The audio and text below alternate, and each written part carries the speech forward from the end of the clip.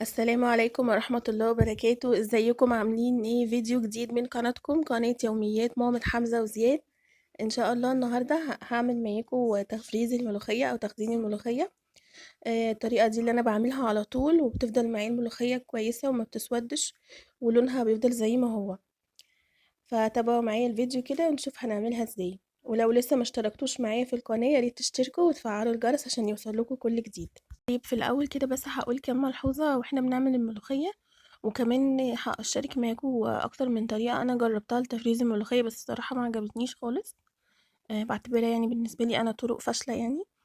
ممكن تبقى كويسة مع حد تاني، بس انا عن نفسي ما عجبتنيش. اول حاجة واحنا بنعمل الملوخية زي ما هتشوفوا كده لما نيجي نقطفها، بنشيلها بالساق الاخضر الصغنن اللي بيبقى في الورقة دوت، عشان ده اللي بيعمل العرق في الملوخية، او بيخلي القوام بتاعها اللي فيه مطة كده او بيكون تقيل. فدي حاجة مهمة. تاني حاجة لما نيجي نخرط الملوخية، يعني أي كمية هنعملها، طبعا لو هنعمل كمية كبيرة يا إما بنفرزها أول بأول، يا إما بنبقى مغطيينها دايما، لأن الملوخية فيها طبعا نسبة حديد، فمجرد إن هي تتعرض للهواء بعد ما تتقطع بتسود على طول. فواحنا بنعملها لازم نغطيها أول بأول، أو يعني نشيلها على طول.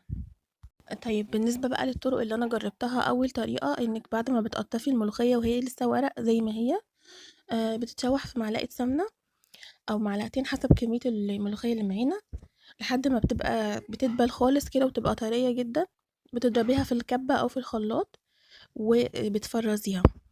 الطريقة دي الملوخية بتفضل فيها كبيرة، ما بتتفرمش ناعم أبدا زي المخرطة، وبتفضل كبيرة مهما فضلتي تضربي فيها في الكبة. وكمان ما بتبقاش بعد كده تنفع تتعمل بالمخرطة، لأن بتكون طرية جدا، مش هتبقى عملية لو احنا حبينا نعملها بالمخرطة. تاني طريقة اللي هي بتكون زي ما بنفرز الخضروات الورقية زي البقدونس والكزبرة، وانا كنت عاملاهم قبل كده في القناة معاكم. آه بنجيب المية المغلية طبعا على النار، وبننزل فيها ورق الملوخية لمدة دقيقة أو يعني نص دقيقة. وبعد كده بنطلعها على مية متلجة، وبنصفيها ونضربها برضو في الكبة أو في الخلاط بدون مخرطة. والطريقة دي برضو ما عجبتنيش، لأن هي بتحسي ان طعم الملوخية كله بيروح بمجرد انك بتنزليها في المية المغلية كده، فبتبقى بعد كده الملوخية ملهاش طعم. الطريقة ديت بتفضل برضو الملوخية لونها أخضر مهما شلتيها. ودي غالبا طريقة المصانع، لكن بيبقى طعمها مش حلو أبدا. وانا طبعا جربتها، عشان كده بقولكوا ان هي فعلا طعمها بيروح خالص. تالت طريقة بقى ان احنا بعد ما بنخرط الملوخية بنعبيها ونشيلها في الاكياس على طول، وبرضو الطريقة ديت بتخلي الملوخية مع الوقت بتسود ولونها بيتغير طبعا. فالطريقة دي برضو ما عجبتنيش. اخر حاجة بقى عايزة اقولها هي ان احنا الملوخية لما بتتخرط في الكبة مش بتطلع ناعمة خالص زي المخرطة. ممكن ان احنا ناخدها في الكبة الاول نكسرها شوية، او يعني آه، تساعد معانا شوية، لكن ان احنا نعملها كلها في الكبة عمرها ما بتطلع ناعمة زي اللي احنا بنعملها بالمخرطة الملوخية. فبرضو دي حاجة حبيت اقولها لكم. لو حابين تعملوها في الكبة يا ريت تكملوها بعد كده بالمخرطة عشان تطلع معاكم شكلها ناعم كده ومظبوط.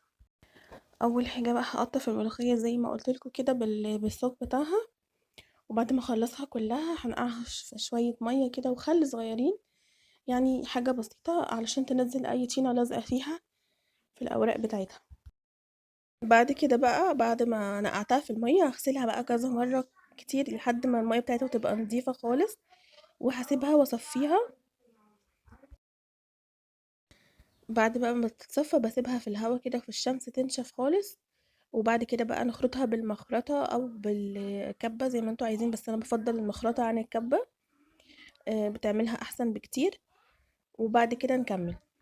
دلوقتي بقى على حسب كمية الملوخية اللي موجودة معانا اللي احنا هنفرزها، هنحط مية على النار ونسيبها تغلي، وبعدين نحط فيها مكعب او 2 مرقة، او لو احنا عندنا شوربة او مرقة فراخ مثلا او لحمة او اي حاجة هنستخدمها. نحطها بقى تغلي كويس قوي على النار، وبعد كده بحط فيها رشة صغيرة كده او نص معلقة من البيكنج صودا حسب كمية الملوخية اللي موجودة معايا، بس لازم طبعا تكون بتغلي كده علشان اول ما انزل فيها الملوخية تخش على طول في سوا في دقيقة او دقيقتين، ونطفي عليها. لما بنعمل الملوخية بالطريقة ديت خلاص هي بتبقى زي استوت كده بنسبة بسيطة، فمش بتسود معانا لما بنيجي نشيلها في الفريزر مهما شلناها من وقت. بقلبها بقى كده تقلبتين على النار، على نار هادية خالص. بعد ما انزل الملوخية نار هادية خالص، ولحد ما اتأكد ان الملوخية كلها اتقلبت في الشوربة او في المرقة، وتكون الكمية قليلة، يعني زي ما انتم شايفين كده قوامها عامل زي العجينة. خلاص بقى بطفي عليها وبسيبها تبرد خالص، وبعد كده بصوا نشيلها كده في بعد ما الاكياس. خلاص قلبتها دقيقتين كده او حاجه على النار، لحد ما اتاكد ان كل كميه الملوخيه اللي معايا يعني طريقتها الحراره والشوربه اهي شايفين سخنه ازاي. ان شاء الله مش هتسود ولونها مش هيتغير مهما شلتوها في الفريزر من السنه للسنه ان شاء الله.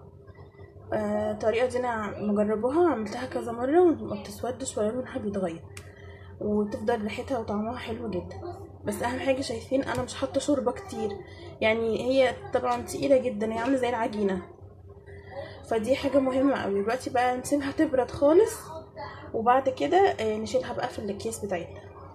خلاص كده بعد ما الملوخية بردت عبيتها في الاكياس. تقدروا طبعا تشيلوها بالطريقة ديت، ان احنا نفرد الكيس خالص كده ونشيله. اهم حاجة طبعا بس نخرج منها الهواء، او مثلا تطبقوا الكيس كده زي ما انا مطبقاه عشان تقدروا تميزوها ان هي دي اكياس الملوخية. لو في عندكم اكياس خضرة تانية. يا رب يكون الفيديو كده عجبكم ان شاء الله وتكونوا استفدتوا منه. ما تنسوش لو عجبكم الفيديو تضغطوا لايك وتشتركوا في القناة وتفعلوا الجرس.